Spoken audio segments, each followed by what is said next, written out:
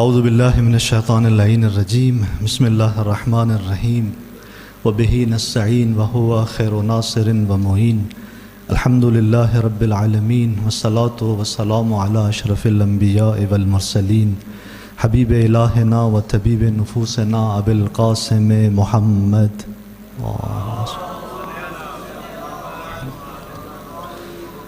وعلى آلہ الطیبین الطاہرین المعصومین سیما بقیت اللہ فی العرضین روحی وارواح العالمین لتراب مقدمہ الفدا اما بعد فقد قال اللہ تبارک وتعالی فی کلامہ المجید وقال للذین ظن انہ ناج منہما اذکرنی عند ربک. درود پڑھیں محمد وعلم.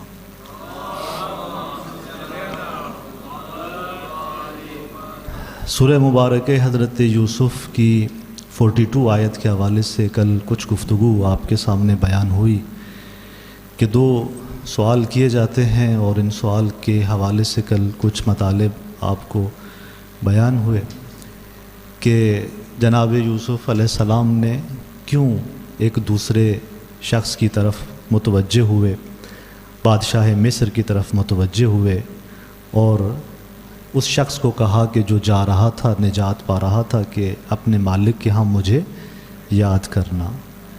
تو بعض کہتے ہیں کہ یہ ایک طرح سے خدا کے علاوہ کسی اور کو متوجہ ہونا ہے. تو میں نے کل عرض کیا کہ جو روایات اس سلسلے میں موجود ہیں وہ روایات قابل اعتماد نہیں ہے. کہ بعض روایات کے اندر یہ میٹر ذکر ہوا ہے کہ یہاں پر جبرائیل نازل ہوئے اور جناب یوسف کو کہا کہ آپ کیوں متوجہ ہوئے خدا کے علاوہ کسی اور کی طرف. تو اس طرح کی روایات درست نہیں ہیں. اور پھر خود اس سورہ مبارک حضرت یوسف میں آپ نے دیکھا کہ خدا نے جو جناب یوسف کی تصویر پیش کی ہے، جس طرح سے جناب یوسف کا تعارف کروایا ہے اور جس طرح سے ان کی خاصیتوں کو بیان کیا ہے، واضح ہوتا ہے کہ جناب یوسف پاک دامنی اور اسی طرح خدا کے ہاں اپنے اخلاص کے عظیم مرتبے پر ہیں کہ انہو من عبادنا المخلصین، کہ یہ ہمارے مخلص بندوں میں سے ہے. اور جو مخلص ہوتا ہے شیطان اس تک رسائی پیدا نہیں کر سکتا. تو لہٰذا جناب یوسف اپنے مقام اور منزلت میں اس مقام پر ہیں کہ ممکن نہیں ہے کہ وہ پروردگار کے علاوہ کسی اور کی طرف توجہ کرے. تو لہٰذا یہ توجہ اس بادشاہ کی طرف اس لیے نہیں تھی کہ وہ خدا کو بھول گئے تھے یا غافل ہو گئے تھے، بلکہ یہاں پر در واقع جس طرح سے آپ دیکھیں کہ اس نظام ہستی کے اندر آپ اسباب کا سہارا لیتے ہیں کہ نہیں لیتے، آپ اسباب سے فائدہ اٹھاتے ہیں کہ نہیں اٹھاتے. اسباب سے فائدہ اٹھایا جاتا ہے. اسباب سے فائدہ اٹھانا اور چیز ہوتی ہے، ان کو حیثیت دینا اور چیز ہوتی ہے. میں نے کل عرض کیا تھا کہ ٹھیک ہے وہاں پر جناب یوسف زندان میں تھے، ان پہ تہمت لگائی گئی تھی اور وہ چاہتے تھے کہ مجھ پر یہ تہمت کیا ہو جائے، ختم ہو جائے. لہٰذا زندان سے نکلنا آزادی مطلوب نہیں ہے اس کی. آگے کی آیات میں اس کو واضح انداز سے شواہد ملتے ہیں کہ یہ آزادی مطلوب نہیں تھی جناب یوسف کو، کہ جب اسے کہا کہ اپنے مالک کے پاس مجھے جا کر یاد کرنا، اصل مطلب یہ تھا کہ جو مجھ پہ تہمت آ چکی ہے یہ تہمت کیا ہو جائے، ختم ہو جائے. یہ مطلوب تھا. اور یہ تو ہر ایک انسان کے جس پر ظلم ہو رہا ہو، اگر اس کے سامنے اسباب موجود ہیں تو وہ ان اسباب کا سہارا لیتا ہے، لیکن اسباب کو حیثیت نہیں دیتا. ایک عبد الہی اسباب کو اس طرح سے حیثیت نہیں دیتا کہ وہ پروردگار سے کیا ہو جائے، غافل ہو جائے. ایسی صورتحال جناب یوسف کے لیے نہیں ہے. تو لہٰذا بعض نے کہا تھا کہ یہاں پہ ترک اولا ہے، وہ بھی ان روایات کی وجہ سے. تو پہلی بات تو وہ روایات ٹھیک نہیں ہے، کوئی ترک اولا یہاں پہ نہیں ہے. اس سچویشن میں، اس صورتحال میں جناب یوسف اس مسئلے کے اندر کوئی ترک اولا نہیں رکھتے. وہ کسی غیر خدا کی طرف متوجہ نہیں ہو رہے کہ ہم کہیں کہ یہاں پر وہ غافل ہو گئے تھے. اور پھر جہاں تک ہم نے عرض کیا کہ وہ زندان میں رہے کہ شیطان نے اس شخص کو بھلا دیا کہ وہ اپنے مالک کے ہاں جناب یوسف کا تذکرہ کرے، اور جس کے نتیجے میں کیا ہوتا ہے فَلَبِثَ فِي السِّجْنِ بِضْعَ سِنِينَ، پھر جناب یوسف زندان کے اندر 7 سال مزید رہتے ہیں. اور ظاہر ہے کہ اگر جناب یوسف اس وقت آزاد ہو جاتے، فرض کرتے ہیں کہ جناب یوسف کا وہ تذکرہ جا کے اپنے مالک کے پاس کر دیتا اور جناب یوسف کے بارے میں اگر اس کا ذکر کرتے تو کیا ہوتا؟ ضرور وہ بادشاہ ماجرا پوچھتا کیا ہوا تھا، کیوں اس کو زندان میں رکھا گیا ہے. تو وہ بے گناہی ثابت ہو جاتی اور جناب یوسف باہر آ جاتے. پھر کیا ہوتا؟ پھر جناب یوسف ظاہری بات ہے زلیخا کی طرف تو نہیں جانا تھا، انہوں نے عزیز مصر کی طرف تو نہیں جانا تھا. پھر جناب یوسف کو واپس اپنے کنعان چلے جانا تھا. وہ تہمت رفع ہو جاتی اور وہ چلے جاتے، اور وہاں پر اس طرح کی فرصت جناب یوسف کے لیے نہیں تھی کہ ان مصریوں کو توحید کی طرف دعوت دیتے. اگر ابھی باہر نکلتے ہیں تو وہ والی فرصت ان کے ہاتھ میں ابھی نہیں ہے. لہٰذا حکمت الہی یہ ہے کہ جناب یوسف زندان کے اندر رہیں، اور ابھی نکلنا ان کے لیے کوئی خاص موقعیت فراہم نہیں کرتا. لہٰذا بعض روایات کے اندر ہے کہ ایک مرتبہ جبرائیل سے جناب یوسف پوچھتے ہیں، جب یوں مزید چند سال زندان کے اندر رہتے ہیں تو پوچھتے ہیں کہ خدا مجھ سے ناراض ہے، میں اس زندان کے اندر ہوں. تو جبرائیل کہتا ہے کہ نہیں، خدا کیوں آپ سے ناراض ہوگا؟ خدا آپ سے ناراض نہیں ہے. ناراضگی الہی نہیں ہے کہ آپ کو زندان میں رکھا ہوا ہے، یہ حکمت الہی ہے. وقت نہیں ہے ابھی، فرصت نہیں ہے ابھی کہ جناب یوسف باہر آئیں. لہٰذا ایک 7 سال کا عرصہ ابھی موجود ہے. جب بادشاہ نے خواب دیکھنا ہے اور اس کے بعد مصر کی جو ایک نئی صورتحال شروع ہونی ہے، اس کو ابھی ایک 7 سال کا عرصہ درکار ہے. تو لہٰذا خدا کی حکمت یہ ہے کہ جناب یوسف اسی مصر کے اندر حاکمیت کو پہنچے اور ان مصریوں کو شرک سے نجات دے، توحید کی طرف لے کر آئے. اور اس کے لیے ضروری تھا کہ وہ فرصت ایجاد ہو، وہ ماحول ایجاد ہو. تو لہٰذا یہ حکمت تھی پروردگار کی کہ جناب یوسف اس زندان کے اندر رہتے. اب جب جناب یوسف زندان کے اندر ہیں اور وہ شخص نجات پا کے جا رہا ہے، واپس چلا گیا، 7 سال کا یہ عرصہ گزر گیا اور اس کے ذہن میں بھی جناب یوسف نہیں آئے. اب 7 سال کے بعد اگلی آیت میں دیکھیں 43 میں کہ بادشاہ خواب دیکھنے جاتا ہے. 7 سال کے بعد وہ پہلا بادشاہ چلا گیا دنیا سے، جو اس کا بیٹا تھا، بڑا ہوتا ہے، بادشاہ بنتا ہے، اور یہ جا کر خواب دیکھتا ہے. اور یہاں پر عجیب ہے، روایات کے اندر ہے کہ اسی اثنا کہ جب وہ خواب دیکھتا ہے، اسی وقت خداوند متعال جناب یوسف سے کہتا ہے کہ نجات چاہتے ہو تو پروردگار نے تجھے اذن دیا ہے کہ اس دعا کو پڑھو اور نجات ملے گی. دیکھیں یہ نبی ہے، یہ ولی خدا ہے، حتیٰ اگر وہ نجات بھی چاہتا ہے تو منتظر اذن الہی ہے. اگر دعا بھی مانگنا چاہتا ہے اپنے نجات کی تو پہلے دیکھتا ہے کہ وہ ذات خود چاہتی ہے کہ میں نجات پاؤں یا نہیں چاہتی. لیکن وہ جبرائیل نازل ہوتے ہیں، اس اثنا میں اسے کہتے ہیں کہ ہاں پروردگار نے اذن دیا ہے کہ تو دعا اور مناجات کرے اور وہ تجھے نجات دے گا. ادھر جناب یوسف کو دعا تعلیم دی جا رہی ہے تاکہ وہ دعا پڑھے، مناجات کرے، نجات پائے. اسی وقت اس بادشاہ کو ایک خواب دیا جا رہا ہے تاکہ دیکھیں دنیا کے اندر میں نے عرض کیا تھا کہ جتنی چیزیں اس عالم کے اندر وجود پاتی ہیں ان کا آپس میں ربط ہوتا ہے، یہ لنکڈ ہوتی ہیں آپس میں. یہ حکمت الہی ہے. آج میں یہاں پر آپ کے سامنے گفتگو کر رہا ہوں، اس قابل بناؤں کہ قرآن کی چند آیتوں کو آپ کے لیے بیان کروں، تو پیچھے 25-30 سال کا عرصہ گزرا ہے. تو اس 25-30 سال کے عرصے میں پتہ نہیں کیا حالات مجھ پر آئے، میں کہاں تھا، کہاں گیا، کہاں پڑھا، خدا نے کیا میرے لیے عنایات فراہم کی. یہ ساری چیزیں ذریعہ بن رہی تھی کہ ایک دن میں یہاں پہ آ جاؤں. یہ نظام ہستی ہے، نظام ہستی کا قانون ہے، یہ حکمت الہی ہے. خدا نے کسی سے کوئی کام آج سے 50 سال بعد لینا ہے، آج سے اس کے لیے اسباب فراہم کرنا شروع کرتا ہے. یہ چیزیں اس طرح سے آپس میں لنکڈ ہیں. ادھر جناب یوسف کو اذن ہو رہا ہے کہ مناجات کرے اور دعا مانگے، ادھر سے اس بادشاہ کے نیند میں اسے خواب دکھایا جا رہا ہے تاکہ یہ آپس میں لنک ہو سکیں، یہ سبب بن سکے جناب یوسف کے باہر آنے کا. وقال الملک، کیا کہا قرآن مجید نے؟ بادشاہ نے کہا. اب اس زمانے میں آپ دیکھیں کہ ہر زمانے کے نبی کو خداوند متعال وہ کمالات دیتا ہے تاکہ ان کمالات کو دیکھتے ہوئے اس وقت کے لوگ توحید کی طرف، دین الہی کی طرف آئیں اور نبی کی بات سنیں. اب اس زمانے کے اندر جو حالت تھی مصر کی، ایسی حالت تھی کہ وہاں پہ لوگ خواب دیکھتے تھے، اور ایک خواب کا بڑا جو ہے وہ زمانہ رائج تھا. معبرین موجود تھے جو خواب کی کیا کرتے تھے؟ تعبیر کرتے تھے. لوگ موجود تھے، پورا ایک بزنس تھا، ایک یعنی یوں سمجھیں کہ کاروبار تھا.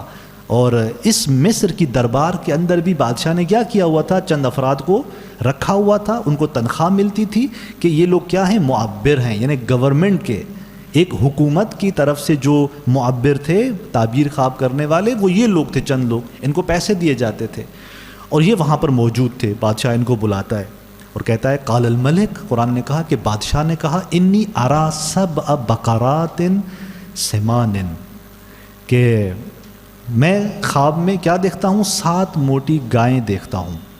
پھر کہا یأکلہن سبع عجاف، ان 7 موٹی گائیں جن کو میں نے دیکھا، جن کو 7 دبلی گائیں کھا رہی ہیں، میں اس طرح سے دیکھ رہا ہوں کہ ادھر سے 7 موٹی گائیں ہیں اور 7 دبلی گائیں ہیں، یہ ان کو کھا رہی ہیں۔ وَسَبْعَ سُنبُلَاتٍ، اور میں کیا دیکھ رہا ہوں؟ 7 سبز ہرے خوشے دیکھ رہا ہوں، کہ وہاں پر کہا کہ وہ اخر یابسات، یعنی 7 سبز خوشوں کو اور 7 دوسرے خشک خوشوں کو، کہ وہ خشک خوشے کیا کر رہے ہیں؟ وہ ان سبز خوشوں کے اوپر لپٹے ہوئے ہیں، یعنی ان کو اپنے لپیٹ میں لیا ہوا ہے۔ اس طرح سے یہ خواب دیکھتا ہے۔ پھر کہتا ہے کہ یا ایھا الملا، اے میری قوم کے بڑے، ان معبرین سے کہتے ہیں افتونی فی رؤیائی، مجھے اپنے اس خواب کے بارے میں ماہرانہ رائے دو، فتویٰ دو، میرے اس خواب کے بارے میں تم اپنی فتویٰ دو، یعنی ماہرانہ رائے پیش کرو۔ اور پھر کہا کہ ان کنتم للرؤیا تعبرون، اگر تم خواب کی تعبیر کرنے والے ہو، اگر تم خواب کی تعبیر جانتے ہو، خواب کی تعبیر کرتے ہو، تو میرے اس خواب کی تعبیر کرو۔ اب بادشاہ پریشان ہے، ٹھیک ہے، ایک ظاہری سی جو تعبیر اس کی خود بادشاہ کو بھی سمجھ آ رہی تھی، جس کی وجہ سے وہ ڈر رہا تھا، وہ کیا تھا؟ چونکہ ایک حاکم جب اس طرح کا خواب دیکھتا ہے کہ میں دیکھ رہا ہوں کہ 7 موٹی گائیں ہیں، پھر 7 دبلی گائیں ہیں، یہ اس کو کھا رہی ہیں، یعنی کمزور جو ہے گائے وہ کھا رہی ہے کس کو؟ طاقتور کو کھا رہی ہے۔ اگر اس طرح کا خواب ایک بادشاہ دیکھتا ہے، ایک حاکم دیکھتا ہے، اس کے ذہن میں فوراً یہ آتا ہے کہ ایسا تو نہیں ہے کہ کوئی اس ملک کی مملکت کے جو غریب لوگ ہیں، فقیر لوگ ہیں، ایسا تو نہیں کہ وہ بغاوت کر رہے ہوں اور مجھے کھا جائیں، میری حکومت کو لے لیں۔ یہ ظاہری اس کے ذہن میں اس طرح کا تصور آتا ہے، لہٰذا وہ ڈر جاتا ہے، اس خواب کے بعد وہ ڈر جاتا ہے اور ان کو بلاتا ہے جو اس کے معبرین تھے اور انہیں اپنا خواب بیان کرتا ہے کہ آؤ اس خواب کو، اس کی تعویل کرو۔ اب دیکھیں آیات کے اندر بڑی لطافت پائی جاتی ہے۔ یہاں پہ کہا کہ یا ایھا الملأ افتونی فی رؤیائی، کہ میرے خواب کی کیا کرو؟ فتویٰ دو، ماہرانہ رائے دو۔ جبکہ ان 2 زندانیوں نے جب زندان میں تھے جناب یوسف علیہ السلام سے اپنے خواب کی تعبیر پوچھنے آئے تھے، تو کیا کہا تھا؟ نبئنا بتاویلہ، ہمیں اس خواب کی تعویل کی خبر دو۔ وہ کہہ رہے تھے کہ خبر دو۔ اب یہاں پہ بادشاہ نے جو تعبیر استعمال کی ہے افتونی، ماہرانہ رائے دو۔ دیکھیں وہ زندانی جناب یوسف کو کیوں اس طرح سے کہہ رہے تھے؟ اس لیے کہ وہ جناب یوسف کے بارے میں ابھی اس علم اور مرتبے پر یقین نہیں رکھتے تھے کہ جناب یوسف کوئی ہمیں یقینی بات کہیں گے، جناب یوسف کو اتنا بہتر انداز سے نہیں جانتے تھے، لہٰذا کہا کہ ہمیں خبر دو۔ لیکن یہاں بادشاہ یہ تعبیر کیوں استعمال کر رہا ہے؟ چونکہ بادشاہ جن بندوں کو کہہ رہا ہے ان کو خواب کی تعبیر کرنے والے ماہر کے طور پہ دیکھتا ہے، چونکہ اس زمانے میں یہ ان کے ماہرین تھے، تو اس کو ایک ماہر کے عنوان سے دیکھتا ہے، لہٰذا کہتا ہے کہ خبر نہ، مجھے فتویٰ دو، افتونی، یعنی مجھے اس خواب کے بارے میں کیا دو؟ فتویٰ دو۔ تو یہاں پر وہ کلمہ اس لیے استعمال کرتا ہے کہ وہ اس کو متخصص دیکھ رہا ہوتا ہے، ماہر دیکھ رہا ہوتا ہے۔ اب ان کو بلا کے بادشاہ نے اپنا خواب بیان کر دیا، لیکن انہوں نے کیا کہا؟ اگلی آیت کیا کہتی ہے؟ قالو، وہ کہتے ہیں کہ اضغاث احلام، یہ کیا ہیں؟ غیر مرتبط، بکھرے ہوئے، پریشان خواب ہیں۔ یہ کوئی واقعی خواب؟ یہ تمہارا کوئی خواب واقعی خواب نہیں ہے، یہ ان خوابوں کی طرح ہے کہ جو بکھرے، پریشان اور اس طرح سے غیر مرتبط چیزیں ہوتی ہیں۔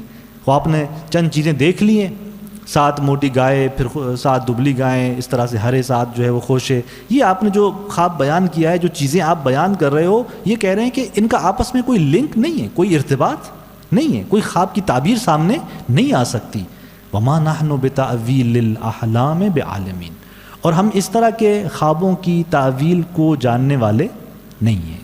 اب یہ بہت بڑی جرأت تھی، یعنی ایک ملک کے بادشاہ نے آپ کو بلا کے پوچھا ہے کہ میرے خواب کی تعبیر بیان کرو، اور وہ دیکھ رہا ہے کہ اتنا واضح اور صاف جو ہے وہ خواب میں نے دیکھا ہے، اور یہ کہہ رہے ہیں کہ اضغاث احلام ہے۔ اچھا، ایک طرح سے جرأت کیوں تھی؟ چونکہ اضغاث احلام کسے کہتے ہیں، میں نے دوسرے تیسرے درس میں خوابوں کے بارے میں مفصل بحث کی تھی کہ اضغاث احلام کون سے خواب ہوتے ہیں. دیکھیے میں نے عرض کیا تھا انسان صادق خواب کب دیکھتا ہے؟ جب وہ سو جاتا ہے اور اس عالم سے ماورا عالم سے ارتباط قائم کرتا ہے. چونکہ حقائق سارے کہاں پر ہیں؟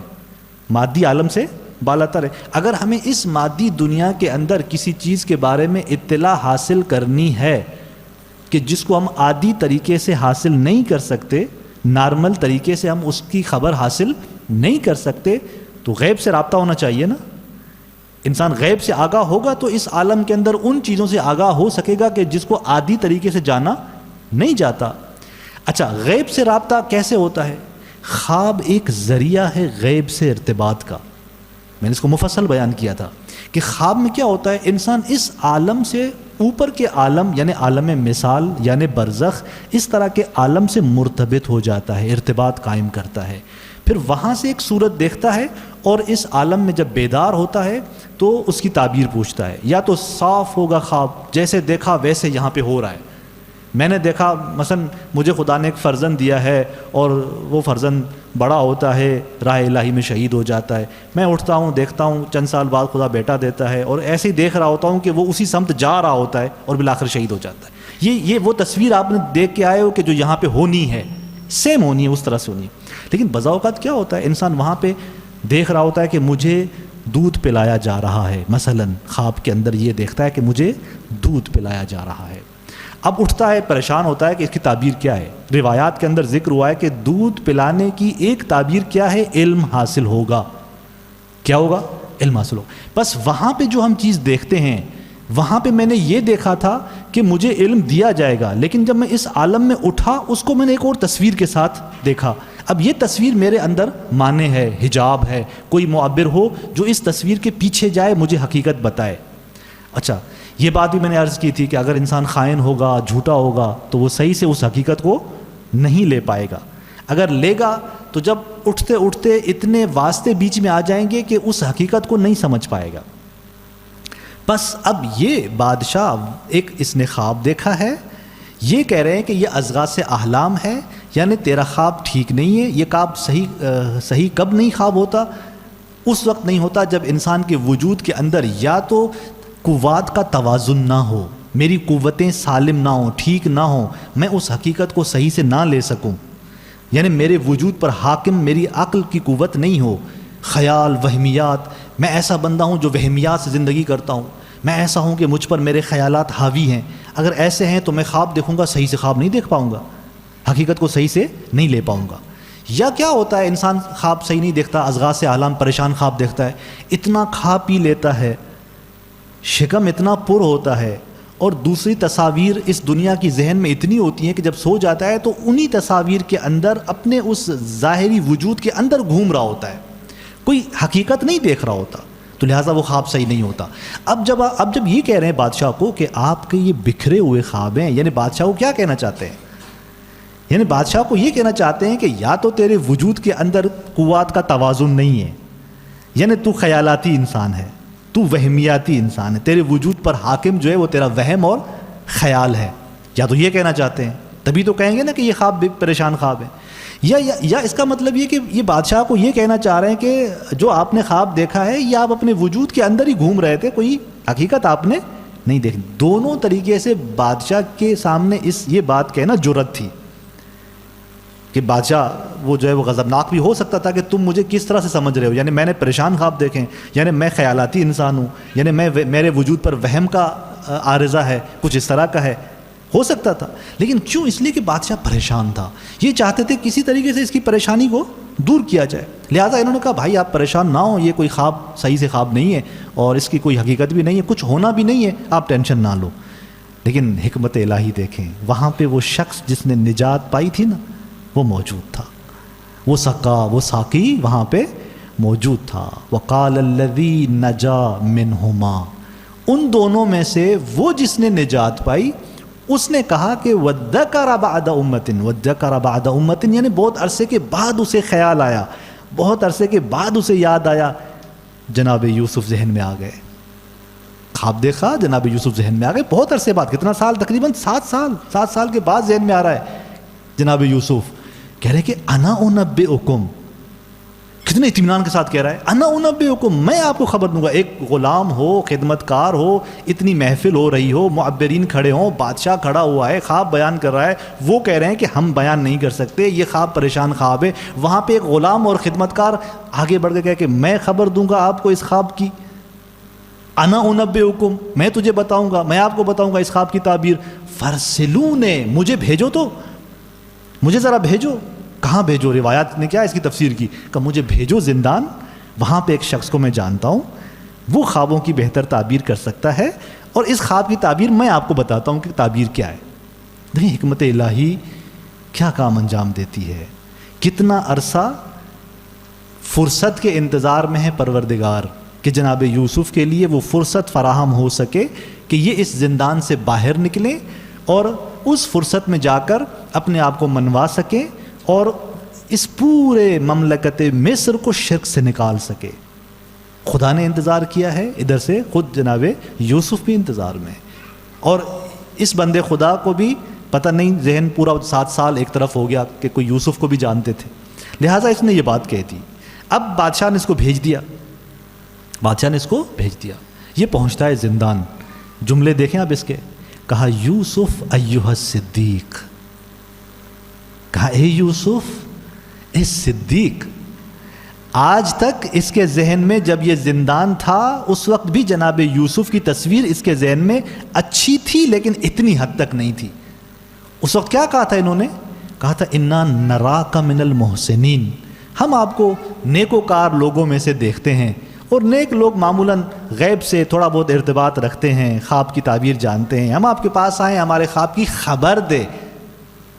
اس وقت بھی خبر چاہ رہے تھے, یعنی یقین پھر بھی نہیں تھا. ابھی اتنا یقین ہے, اتنا اطمینان ہے کہ بادشاہ کو کہہ رہا ہے کہ مجھے بھیجو, میں خواب کی تعبیر لے آتا ہوں. اور جناب یوسف کے محضر میں آ کے کہتے ہیں کہ ایھا الصدیق, اس سراپا صدق اور سچے. کہا افتنا, پہلے کہا تھا نبینا, اپنے خواب کی جب تعبیر پوچھی تھی کیا کہا تھا؟ نبینا, ہمیں خبر دے. ابھی کیا کہہ رہا ہے؟ افتنا. اب چونکہ پتہ چل گیا ہے کہ یوسف کوئی عادی انسان نہیں ہے, اس کا علم کوئی عادی علم نہیں ہے. افتنا, مجھے خبر دے. کیوں؟ اس لیے کہ اب دیکھتا ہے کہ میں جب زندان میں تھا, میرا دوست جب زندان میں تھا, دونوں کی خواب کی تعبیر اس نے کی تھی, اور وہ دونوں محقق ہوئیں. دونوں تعبیر کو دیکھا کیسے, وہ تعبیریں باہر محقق ہوئیں خارج میں, واقع میں. تو لہٰذا اب تو یقین کی منزل پر ہے جناب یوسف کے بارے میں. کہا افتنا, خواب کو ویسے تکرار کیا جیسے بادشاہ نے ان معبرین کے سامنے خواب کو بیان کیا تھا. کہا افتنا فی سبع بقرات سمان, وہ 7 موٹی جو گائے ہیں ان کے بارے میں مجھے فتویٰ دو, اپنی ماہرانہ رائے دو. یأکلہن سبع عجاف, جس کو وہ 7 دبلی گائیں کیا کر رہی ہیں؟ کھا رہی ہیں. وسبع سنبلات خضر, اور 7 جو سبز اور ہرے خوشے ہیں ان کے بارے میں. واخر یابسات, اور دوسرے 7 جو خشک خوشے ہیں ان کے بارے میں کہ جو ان پر لپٹے ہوئے ہیں اور ان کو اپنی لپیٹ میں لیا ہوا ہے. یہ کہہ کے کہتا ہے کہ لعلی ارجع الی الناس, شاید میں پلٹ جاؤں لوگوں کی طرف. لعلہم یعلمون, شاید وہ تمہاری قدر و منزلت جان لیں, شاید تمہاری قدر و منزلت جان لیں. یعنی عین ممکن تھا, اس کو بھی یقین نہیں کہ لوگ قبول کریں گے یا نہیں کریں گے, چونکہ بلاخر ان کو تو یقین ہو چکا ہے, لیکن جناب یوسف ابھی بھی تو زندان میں ہے نا. ممکن ہے کہ لوگ ایک زندانی کی بات پہ یقین نہ کریں, اور بہت بڑی بات ہے. خواب جس کی تعبیر بھی بہت بڑی تعبیر ہے, اگر میں جا کے بیان کرتا ہوں مجھے تو یقین ہے, لیکن ممکن ہے کہ لوگ قبول نہ کریں. لہٰذا کہا کہ لعلی, شاید وہ لوگ آپ کی قدر و منزلت جان سکیں. اور یہاں پر یہ اس طرح سے جب جناب یوسف سے کہتا ہے تو خواب کو بین ہی تکرار کیوں کرتا ہے؟ قرآن مجید کی یہ روش نہیں ہے کہ ایک آیت ذکر ہو جائے, اگلی آیت کے اندر پھر دوبارہ وہی الفاظ تکرار ہو رہے ہوں. ایسا نہیں ہوتا. یہاں پہ وہی خواب اپنے پورے ان الفاظ کے ساتھ جو پیچھے ہم نے ذکر کیا جب وہ بادشاہ بیان کر رہا تھا, اب وہی الفاظ تکرار ہو رہے ہیں جناب یوسف کے سامنے. کیوں؟ اس لیے کہ اگر ایک بھی کلمہ اوپر نیچے ہو جائے گا تو خواب کی تعبیر تبدیل ہو جائے گی. خواب کی تعبیر اتنی حساس ہوتی ہے خواب کے حوالے سے کہ جو طرف خواب دیکھ رہا ہے, جیسے وہ بیان کرے گا معبر اس کے اس بیان کردہ صورت کے مطابق اس کی حقیقت کو بیان کرے گا. 7 گائے سے اگر یہ 6 گائے ہو جائیں گی تو خواب کی تعبیر چینج ہو جائے گی, 7 سال کے بجائے 6 سال ہو جائیں گے. تو لہٰذا اس دقت کے ساتھ, اس ظرافت کے ساتھ آ کر یہ خواب کو بیان کرتا ہے. اور دوسرا جو یہاں پر اہم نقطہ ہے وہ یہ کہ خواب فقط مومن کو سچا نہیں ملتا. یہ بادشاہ کون تھا؟ کافر تھا, بت پرست تھا, مومن نہیں تھا, لیکن خدا نے ایک سچا خواب اس کو نصیب کیا ہے. دیکھیں خواب کی جو ایک وہ ہے مکتب ہے, ایک درسگاہ ہے ایک مومن کے لیے. ایک مومن کو جب پروردگار کوئی خواب دیتا ہے تو اس کی حکمتیں اپنی ہیں. پروردگار اس مومن کو یا تو بشارت دینا چاہتا ہے تو اس کو خواب کے ذریعے تعلیم دیتا ہے, وہ چیز خبر دیتا ہے. اگر اس مومن کو خدا کسی کمال تک پہنچانا چاہتا ہے تو خواب کے ذریعے اسے تعلیم دیتا ہے. لہٰذا خواب خود ایک درسگاہ ہے, ایک عظیم مکتب ہے, اس کی اہمیت بہت زیادہ ہے. لہٰذا ایک مومن کے لیے اتنا ہے کہ وہ خواب اسے بشارت یا ہدایت کی راہوں میں لے کے جاتا ہے, کمالات کی منزل طے کروا سکتا ہے, حقائق سے آگاہی دے سکتا ہے. لیکن اگر ایک کافر کو اگر خداوند متعال سچا خواب دکھا رہا ہے تو وہاں پہ اس طرح کی بشارت اور کمال اور سعادتیں یہ مراد نہیں ہوتی. مصلحت ہوتی ہے پروردگار کی, ایک کافر کو سچا خواب دیتا ہے. کیوں؟ یا تو اس کی ہدایت مطلوب ہوتی ہے, خدا چاہتا ہے کہ یہ کیا کرے, ہدایت پائے, یا وہاں پر اس کافر کی وجہ سے بہت ساروں کو مشکلات سے نجات ملنی ہے, لہٰذا خدا اسے خواب دیتا ہے. اس خواب کے ذریعے ان دوسروں کو مشکلات سے نجات دینا چاہتا ہے. یہاں پر بھی بادشاہ تھا وہ, اور میں نے عرض کیا کہ بادشاہ تھا, خدا نے اس کو یہ خواب دیا تاکہ ایک تو اس کی ہدایت کا ذریعہ بنے اور مصر کے لوگ نجات پائیں جو مشکل آنے والی تھی. وإلا اگر یہی خواب کوئی دوسرا بندہ دیکھتا اتنی اہمیت اس خواب کو نہ دیتا. ایک عام سا بندہ خواب دیکھتا, وہ کہتا کہ میرا کیا, ٹھیک ہے میں نے خواب دیکھ لیا, چند خواب اور بھی ہر روز دیکھتا ہے وہ, اس کو بھی اسی زمرے میں ڈال دیتا. لیکن بادشاہ, چونکہ بادشاہ تھا, اس کو اپنی حکومت کا خوف تھا, ایسا نہ ہو کہ کوئی اور مجھ پر حاوی ہو جائے. خدا نے اسے یہ خواب دیا چونکہ یہ اہمیت دے گا, یہ اس کی تعبیر کے پیچھے جائے گا, اور نتیجہ کیا ہوگا, یہ جناب یوسف تک پہنچے گا. خدا نے اسباب تو ویسے ہی جوڑے ہوئے تھے, اس ساقی کو تو ویسے ہی دربار میں رکھا ہوا ہے پروردگار نے, اس کی نجات کا ذریعہ تو اس کا خواب ویسے ہی بن چکا تھا, وہ اس دربار کے اندر موجود ہے. اور اس کا حافظہ جناب یوسف کے بارے میں 7 سال اس مصلحت کی بنیاد پہ نہیں تھا, کیونکہ جناب یوسف کے لیے وہ موقعیت نہیں تھی کہ اس وقت جناب یوسف باہر آتے اور مصر نجات نہیں پا سکتا تھا. لہٰذا اب جب معبرین نے کہا کہ نہیں یہ پریشان خواب ہیں, تو وہ شخص بول پڑتا ہے کہ میں خواب کی تعبیر لے آتا ہوں, اور جناب یوسف کے پاس پہنچتے ہیں, اور اس طرح جناب یوسف کے آگے اپنی خواب کی تعبیر بیان کرتا ہے. جملہ ذکر ہوا تھا اس آیت کے اندر پیچھے, وَذَّكَرَ بَعْدَ أُمَّةٍ, اس کو کتنے عرصے بعد یاد آیا, ایک امت کے بعد. قرآن نے کہا ایک امت کے بعد, روایت نے کہا 7 سال, قرآن نے کیا کہا, ایک عرصے کے بعد, ایک دراز عرصے کے بعد. وہ کتنا عرصہ تھا, وہ روایت نے کہا کہ 7 سال کا تقریباً دور تھا مثلا. تو قرآن نے کیوں 7 سال کے ایک عرصے کو تقریباً امت کے لفظ سے یاد کر رہا ہے کہ ایک امت کے بعد, ایک عرصے دراز کے بعد؟ اس لیے کہ امت تقریباً ایک نسل جب ارتقا پاتی ہے تو اس نسل کو امت سے یاد کیا جاتا ہے. اور یہاں پر 7 سال کا عرصہ بھی تقریباً وہ عرصہ ہے کہ جس کے اندر ایک قوم کا مزاج بنتا ہے. 7 سال کا عرصہ کوئی معمولی عرصہ نہیں ہے, یعنی ایک خاص تبدیلی, ارتقاء اور ایک مزاج وجود پاتا ہے. تبھی تو کہا تھا بچوں کی تربیت کے بارے میں نبی مکرم نے کہ الولد سید 7 سنین, بچہ جو ہے وہ پہلے 7 سال میں کیا ہوتا ہے, سید, سردار ہوتا ہے. دوسرے 7 سال میں کیا ہوتا ہے, عبد ہوتا ہے. تیسرے 7 سال میں کیا ہوتا ہے, وزیر ہوتا ہے. دیکھیں ایک بچے کی تربیت کے ماحول میں نبی مکرم نے اس کو پارٹیشن کر دی 7 سالوں میں, پہلے 7 سال, پھر دوسرے 7 سال, پھر تیسرے سال. کیوں؟ 7 سال کا عرصہ خود مرکزیت رکھتا ہے, خود حیثیت رکھتا ہے ایک انسان کے مزاج کو تبدیل کرنے میں, ایک انسان کو کہیں ارتقاء دینے میں. ایک بہت بڑی مدت ہے. اب اس حدیث سے کیا مراد ہے یہ انشاءاللہ کبھی تربیتی مسائل کے اندر ہم بیان کریں گے کہ جب کہہ رہے ہیں نبی مکرم کے ایک بچہ جو ہے وہ پہلے 7 سال کے اندر سید ہے, یعنی اس کا مطلب یہ کہ اسے حکم نہ دیا کرو, اس بچے کو اس سال کے اندر کوئی حکم نہ دیں آپ. وہ عرصہ بچہ حکم نہیں قبول کرتا. ہاں بیچ کے جو 7 سال ہیں یہ عبد ہے, یعنی اب وہ آپ کی سنے گا, اب وہ آپ سے قبول کرے گا. اس کو سکھاؤ, اس کی تہذیب تربیت کرو. یہاں تربیت کرو گے یہ سیکھے گا, یہاں تربیت نہیں کی آگے آپ کے ہاتھ میں نہیں آئے گا. پچھلے 7 سال کیا ہیں؟ وزیر ہے. یعنی وزیر کیا کام کرتا ہے؟ مشورہ دیتا ہے نا. وزیر کا کیا کرتا ہے؟ اپنے بادشاہ کو. لہٰذا یہ اس کے 7 سال کیا ہیں؟ اس کو اس تربیت کے میدان میں اتارو کہ یہ اپنی زندگی کے فیصلے کر سکے. اس کو اس وادی کے اندر اتارو. تو بہرحال یہ ایک حدیث ہے. کہنے کا مطلب یہ تھا کہ 7 سال کا عرصہ خود ایک اہمیت کا حامل ہوتا ہے، اور قرآن نے اس کو امت سے یاد کیا کہ یہ ایک امت کے ایک عرصے دراز کے بعد اس کو خیال آیا اور اس نے بیان کیا. تو اب یہاں پر جناب یوسف علیہ السلام بادشاہ کے اس خواب کی کیا کرتے ہیں؟ تفسیر کرتے ہیں. قال، جناب یوسف کہتے ہیں کہ تزرعون 7 سنین دأبا، جاؤ اور 7 سال مسلسل کیا کرو؟ کھیتی باڑی کرو، زراعت کرو. مسلسل 7 سال کھیتی باڑی کرو.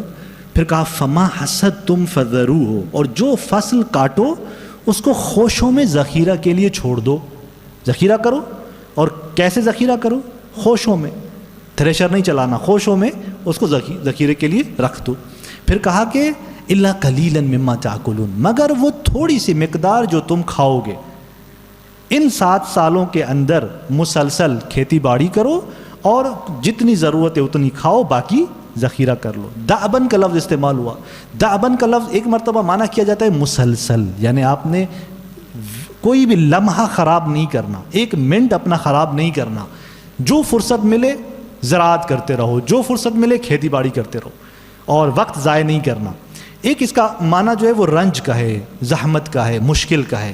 یعنی مشکل اور رنج اور زحمت کے ساتھ یہ کھیتی باڑی کرتے رہو، زراعت کرتے رہو. یعنی اگر عادی طریقے سے آپ 1 سال میں 1 سال کی زراعت کرتے ہو تو ابھی کوشش کرو 2 سال کے برابر زراعت کرو. رنج و زحمت کے ساتھ آپ زراعت کرو. پھر کہتے ہیں کہ ثم یأتی من بعد ذلک 7 شداد، اس کے بعد کیا آنا ہے؟ وہ 7 سخت سال آئیں گے. وہ کیا کریں گے؟ یاکلنا، کھا جائیں گے، کھائیں گے. ما قدمتم لہن، اس کو جو تم نے 7 سالوں کے لیے ذخیرہ کیا ہوا ہے، اس ذخیرے کو وہ بعد میں آنے والے قحطی کے 7 سال کیا کر دیں گے؟ کھا جائیں گے. الا قلیلا مما تحسنون، مگر وہ بیج کے لیے تھوڑی سی مقدار جو تم محفوظ کرو گے. ظاہر ہے قحطی کے اندر 7 سال جو قحطی کے ہیں وہ پوری گندم بھی استعمال نہیں کرنی جو آپ نے محفوظ کی تھی، اس کا کچھ حصہ رکھنا ہے تاکہ آپ بعد میں بیج کے لیے کام آ سکے. پھر کہتے ہیں کہ 15واں سال کیسا ہوگا؟ ثم یأتی من بعد ذلک عام فیہ یغاث الناس، اس کے بعد جو 15واں سال آنا ہے اس کے اندر خداوند متعال لوگوں کی مدد کرے گا، مدد کی جائے گی. اور وفیہ یعصرون، اور اس سال کے اندر یہ رس نچوڑیں گے. یعنی اس قدر ثمرات کی فراوانی ہوگی کہ وہ رس نچوڑ رہے ہوں گے. اب آپ دیکھیں یہاں پر کہ یہ خواب جناب یوسف اس خواب کی یوں تعبیر بیان کرتے ہیں، اور یہ شخص آگے بادشاہ کو یہ تعبیر بیان کرتا ہے. کتنی صاف اور واضح تعبیر تھی اس خواب کی کہ جناب یوسف کی عظمت بھی دیکھیں کہ وہ علم تعبیر جو ان کے پاس تھا کس طرح ایک خواب سے وہ اس طرح کی بہترین تعبیر نکال کے دے رہے ہیں. نہ فقط تعبیر کی ہے کہ 7 سال سے مراد 7 گائیں سے مراد 7 سال ہیں، پھر کہتی والے ہیں، پھر یہ ہے، نہیں، پورا ان کو لائے عمل دیا ہے. کرنا کیا ہے تم لوگوں نے؟ یہ تو تعبیر ہے. گندم زراعت کرنی ہے لیکن اس کو محفوظ کرنا ہے. محفوظ بھی کیسے کرنا ہے؟ یہ تعبیر کا حصہ نہیں تھا. محفوظ کیسے کرنا ہے یہ تعبیر کا حصہ نہیں. یہ تعبیر بتا دیتے کہ 7 گائے سے مراد وہ 7 سال ہیں خوشحالی کے، دوسرے 7 سال جو ہیں وہ قحط سالی کے ہیں، اور وہ قحط سالی میں آپ کے جو خوشحالی میں جمع کی چیزیں ہوں گی وہ ختم ہو جائیں گی، پھر 1 سال بہتر آئے گا. تعبیر بتا دیتے لیکن نہیں، لائے عمل دے رہے ہیں. کرنا کیا ہے آپ لوگوں نے؟ کیوں؟ اس لیے کہ حکمت الہی کیا ہے؟ جناب یوسف کو اسی مصر کو نجات دینی ہے. لہٰذا پورا لائے عمل، ایک خواب ہے اور پورا ایک نظام اس سے سامنے آ رہا ہے. 15 سال کا ایک لائے عمل سامنے آ رہا ہے کہ کیا کرنا ہے اور کس طرح سے. یہ فعل الہی ہے، یہ حکمت الہی ہے. خدا اگر کوئی کام انجام دینا چاہتا ہے تو ایسے. یہ ایک خواب تھا، کیا انجام دیا اس نے؟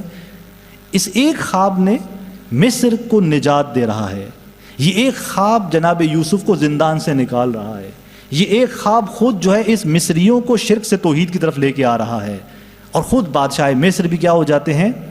آخر میں دین حضرت یوسف کی سمت آ جاتے ہیں. تو لہٰذا یہ حکمت الہی تھی کہ جناب یوسف کے ذریعے سے کون سے کام لینے ہیں. کیوں زندان کے اندر رہنا مصلحت پروردگار تھی. لہٰذا یہ حکمت الہی تھی کہ اتنا عرصہ زندان کے اندر رہے اور اس موقع میں باہر آئے، اس فرصت میں باہر آئے کہ جب ان کے لیے فرصت ہو اور جب یہ اس مصر کو نجات دے سکے. اور آپ دیکھیں کہ خود کتنے لوگ جو ہے وہ اس خواب کی وجہ سے جناب یوسف کی طرف جذب ہو جاتے ہیں اور اس دین کی طرف بڑھ جاتے ہیں۔ سختیاں دیکھیں جناب، پوری اس داستان کے اندر جناب یوسف پہ سختیاں ہی سختیاں آ رہی تھیں، لیکن اس مرحلے کے بعد اب سختیاں جناب یوسف پر نہیں ہیں۔ اب ایک ایک سختی حل ہونے جاتی ہے، ایک ایک مشکل جناب یوسف کی حل ہونے جاتی ہے، لیکن عجیب ہے جو آخری مشکل تھی حل ہونا وہیں سے سٹارٹ ہوتا ہے، اور جو سب سے پہلی مشکل تھی بھائیوں کی طرف سے وہ کب حل ہوتی ہے؟ آخر میں حل ہوتی ہے۔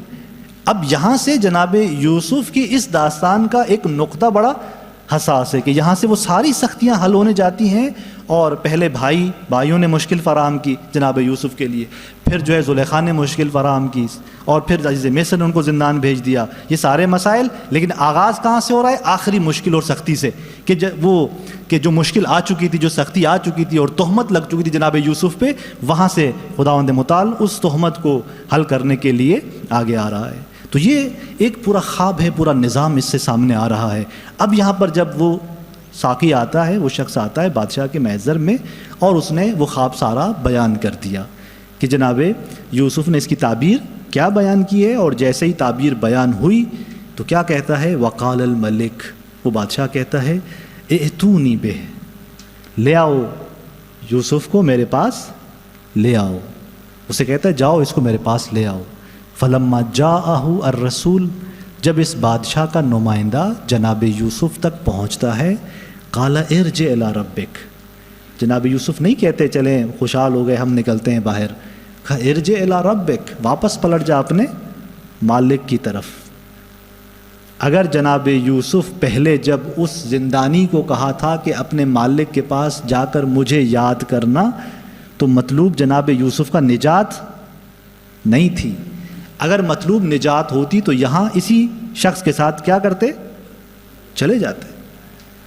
مطلوب یہ نہیں تھا، کہا کہ ارجع الی ربک، پلٹ جا اپنے مالک کی طرف، اور فاسألہ، اس سے پوچھ، جا اس سے پوچھ، ما بال النسوۃ اللاتی قطعن ایدیہن، ان خواتین کا ماجرا کیا تھا جنہوں نے اپنے ہاتھوں کو کاٹ دیا تھا۔ یہ جا کے بادشاہ سے پوچھ، اسی کو کہتا ہے کہ جا کے بادشاہ سے پوچھ، نہ یہ کہا کہ بادشاہ کو کہو کہ ان خواتین سے جا کے پوچھے، نہیں، خود بادشاہ سے جا کے پوچھ کہ ان خواتین کا ماجرا کیا تھا جنہوں نے اپنی انگلیاں کاٹ دی تھیں، ہاتھوں کو کاٹ دیا تھا۔ ان ربی بکیدہن علیم، میرا پروردگار ان خواتین کے مکر و فریب سے کیا ہے؟ آگاہ ہے۔ اب یہاں پہ جناب یوسف کو بلایا جا رہا ہے۔ کہا تھا اذکرنی عند ربک، زندانی کو کہا تھا کہ اپنے مالک کے پاس مجھے یاد کرنا، بس آزادی مطلوب ہوتی تو یہاں پہ اس زندانی کے ساتھ چلے جاتے، وہ آزادی مطلوب۔ اس وقت بھی جناب یوسف نگاہ اگر اس بادشاہ مصر کی طرف کرتے ہیں تو یہ اس وجہ سے کرتے ہیں کہ جس طرح اس عالم کے اندر خدا نے اسباب فراہم کیے ہیں، وہ ایک مظلومانہ انداز سے زندان میں تھے، اپنے وجود سے اس تہمت کو ہٹانے کی بات کر رہے تھے، نہ یہ کہ وہ غیر پروردگار کی طرف متوجہ ہوئے تھے اس معنی میں کہ اس سبب کو کوئی حیثیت دے رہے تھے۔ یہ ویسے تھا اس کی جناب یوسف کی توجہ ویسے تھی جیسے جناب ابراہیم کی اسباب کی طرف توجہ ہے، کہ اسباب کی طرف توجہ ہے، پانی پی رہے ہیں، سیرابی ختم کر رہے ہیں، لیکن ان اسباب کی طرف توجہ اس انداز سے ہے کہ یہ ان اسباب کو ذات پروردگار کے آگے کوئی حیثیت حاصل نہیں ہے۔ لہٰذا وہ اس سبب کی طرف متوجہ ہوئے تھے تو بھی فقط اس عنوان سے متوجہ ہوئے تھے، جیسے ایک مظلوم انسان کسی کی طرف توجہ کرتا ہے، اگر کوئی وسیلہ پروردگار نے خود قرار دیا ہے تو متوجہ ہوتا ہے کہ بھائی کیوں مجھ پہ ظلم ہو رہا ہے، اپنی آواز اٹھاتا ہے، کیوں مجھ پہ تہمت لگائی جا رہی ہے، لہٰذا جا کے اپنے مالک کے پاس میرا تذکرہ کرنا کہ وہ تہمت مجھ پہ کیوں ہے۔ اور یہاں پر بھی وہی بات کہ ارجع، پلٹ جا اپنے مالک کے پاس۔ اور یہاں پر آپ دیکھیں ادب جناب یوسف، دیکھیں اس مرحلے کے اندر بھی زلیخا کا نام نہیں لے رہے۔ پہلا کہتے نا کہ مجھے ان خواتین نے کیا کیا، تہمت لگائی، واضح انداز میں کہتے نہیں، نہ زلیخا کا نام ہے نہ حتیٰ ان خواتین کا نام ہے اس معنی میں۔ کیوں؟ اس لیے کہ یہ ولی پروردگار ہے، ادب کا تقاضا ہے، اپنی براءت چاہتا ہے، اپنے آپ پر آئی ہوئی تہمت سے نجات چاہتا ہے، اور خود ان کی نجات بھی چاہتا ہے۔ اور عزیز مصر کی بیوی زلیخا نے تو خاص طور پر کہا کہ اللہ، یہاں پہ یہ چند میرے پاس کچھ ہدیے رکھے گئے، ہم کرتے ہیں تقریباً کوئی 5 سے 7 یہ ہدیے میرے پاس ہیں جو سورہ یوسف کے حوالے سے مطالب ہم بیان کر چکے ہیں۔ اگر اجازت دیں تو کچھ سوالات ہم کرتے ہیں اور دیکھتے ہیں کہ درود پڑھیں محمد و آل محمد پر۔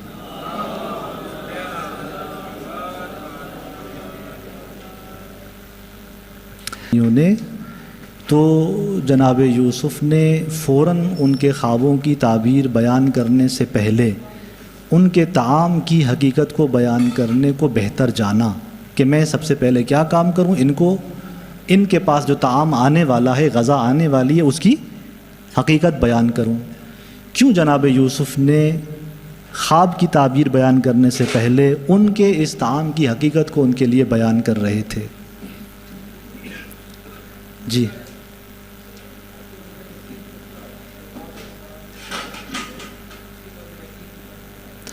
جی ہاں، درود پڑھیں ان کی صحت و سلامتی کے لیے، بسم اللہ۔ کہ جناب یوسف نے ان کے اس کھانے کی اس لیے حقیقت کو بیان کرنا چاہا کہ اب تک وہ علم اور یقین کے اس منزل پر نہیں ہے، محور پر نہیں ہے، لہٰذا کچھ غیب کی خبریں ان کو بتائی جائیں تاکہ ان کو یقین اور اطمینان حاصل ہو کہ آگے جو خواب کی تعبیر بیان ہونی ہے وہ یقینی ہے۔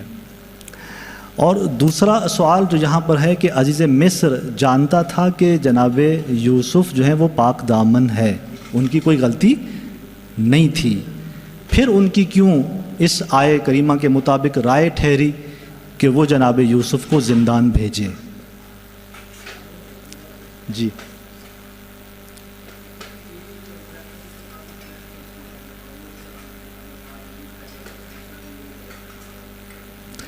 جی ذرا درود پڑھیں ان کی سلامتی کے لیے۔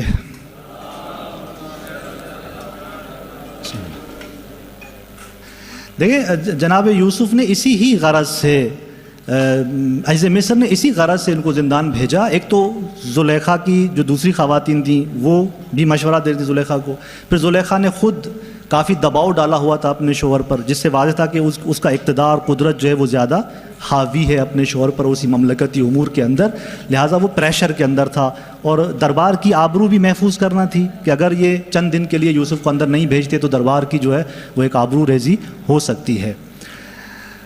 اگلا سوال یہاں پر یہ ہے کہ ایک جملہ میں کہتا ہوں، اس کے بارے میں صحیح اور غلط کا جواب دینا ہے کہ جناب یوسف نے بارگاہ الہی میں آیا یہ دعا کی تھی کہ خدایا مجھے زندان بھیج دے، آیا جناب یوسف نے اس طرح کی دعا مانگی تھی؟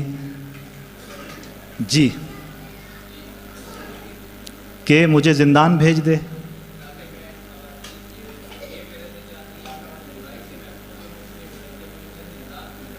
ٹھیک ہے، لیکن جناب یوسف نے یہ درخواست مانگی تھی کہ مجھے زندان بھیج دے؟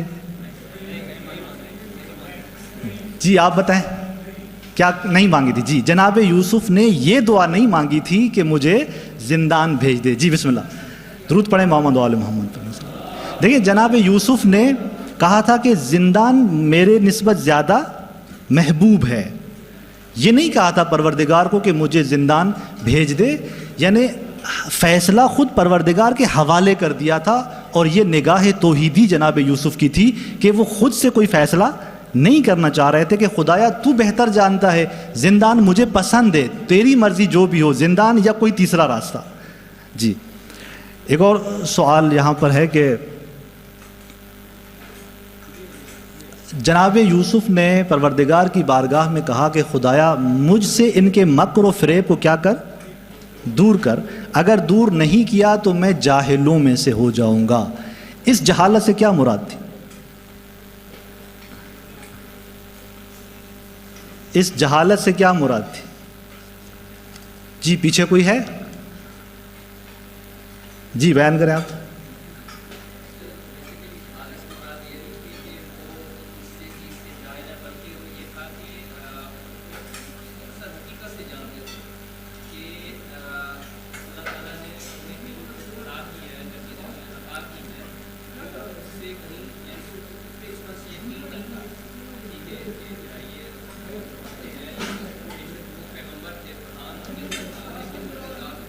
بس وہ جانتے تو تھے، پھر کیوں کہا کہ میں جاہل ہو جاؤں گا؟ سوال یہاں پر ہے. دیکھیں جناب یوسف کو پتہ تو تھا، حقائق کا پتہ تھا، پھر کہا کہ اگر آپ نے مدد نہیں کی تو میں جاہل ہو جاؤں گا.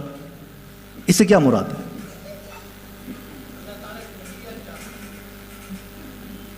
نہیں،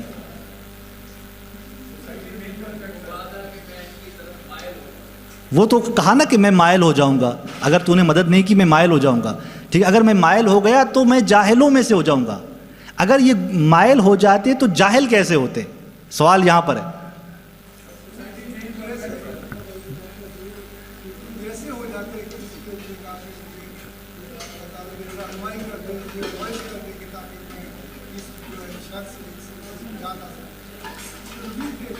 ٹھیک ہے، جاہل کیسے ہوتے؟ جی بتائیں. گناہ میں مبتلا تو ہو جاتے، لیکن جاہل اس کو کیوں کہا گیا کہ جاہل ہو جاتے؟ ہاں جی بتائیں.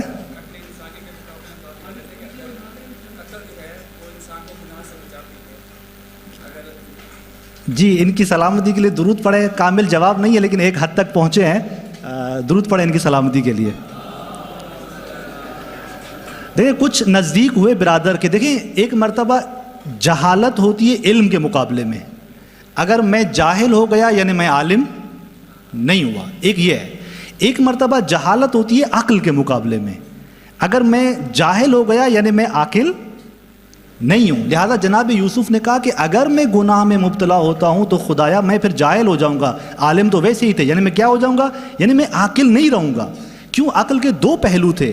ایک عقل کا پہلو کیا تھا کہ جو انسان کو اچھائیوں کی طرف راغب کرتا ہے. اب اگر میں گناہ میں چلا جاؤں گا تو بس اس کا مطلب یہ کہ میں نے عقل سے استفادہ نہیں کیا اور میں عاقل نہیں رہوں گا، جاہل ہو جاؤں گا اس معنی میں. جی درود پڑھے محمد عالم.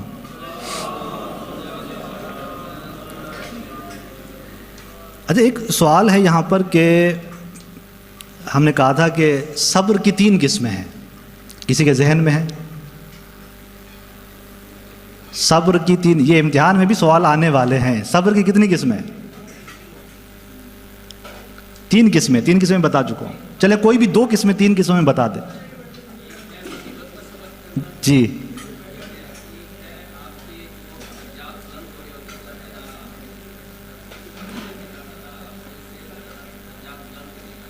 چلے آدھا جواب ٹھیک ہے، برادر کو ہدیہ دے دیں. درود پڑھے محمد و آل محمد پر. جی آ جائیں، بسم اللہ آ جائیں. دیکھیں صبر 3 چیزوں پہ ہم نے بیان کیا تھا. جی جی جی بیان کریں آپ.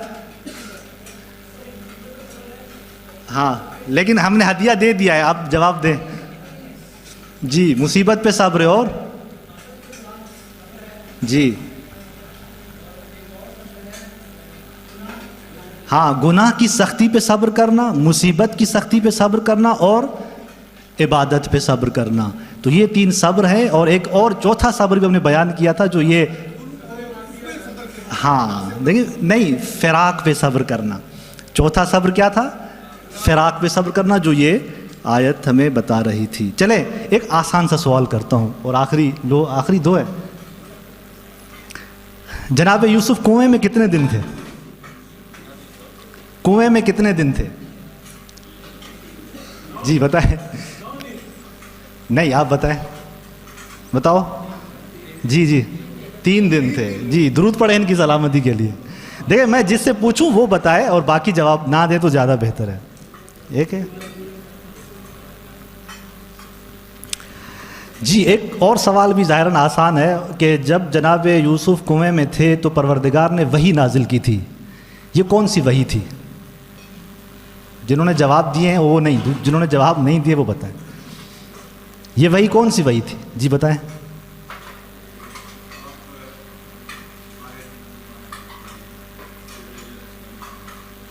وہ کیا کہا تھا اس کنویں میں؟ وہ تو نجات کے لیے نا. نہیں، جب کنویں میں ڈالے گئے تو پہلی وحی جو ان پر ہوتی ہے، پہلی وحی جبرائیل آ کے جب یہ کنویں میں ڈالے گئے اور پہلی وحی آتی ہے، وہ وحی کیا کام کرتی ہے؟ میں نے کہا تھا کہ 2 کام کرتی ہے. جی بتائیں آپ. نہیں. جی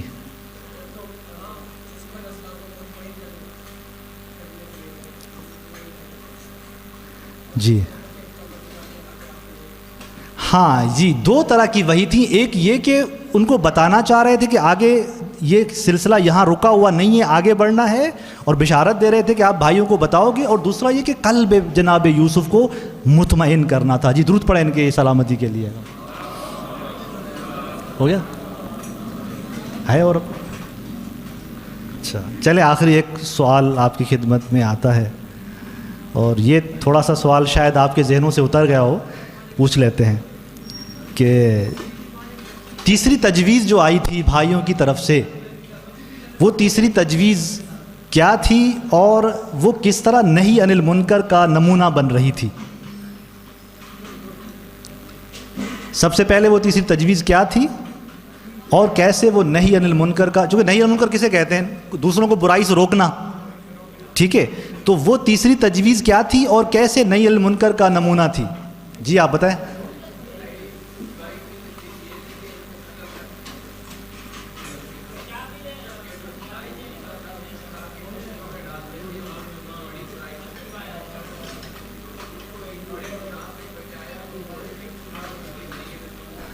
جی درود پڑھیں ان کی صحت و سلامتی کے لیے. بسم اللہ. جی یہ درواقع جناب یوسف علیہ السلام کے بارے میں تیسری تجویز کا کام یہ تھا کہ ایک تو بڑے گناہ سے نیچے لانا تھا، اور تیسری تجویز یہ تھی کہ ان کو کنویں میں ڈالنا تھا. پر محمد و آل محمد صلوات.